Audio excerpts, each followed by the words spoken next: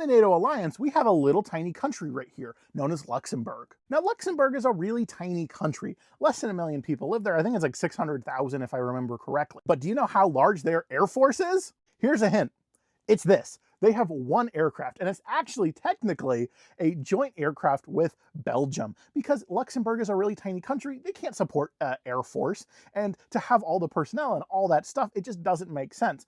And so they have this aircraft, and it kind of seems like they might have other aircraft that is like jointly owned but operated by other countries as well. But as far as I can tell, this is the one aircraft to transport Airbus. Now, Luxembourg's military is very small. There's anywhere between 1,000 to 2,000 military members in Luxembourg. It's a very small country, and one of the problems that Luxembourg does have is that they're not quite up to that 2% GDP expenditure for NATO that all NATO allies are supposed to have.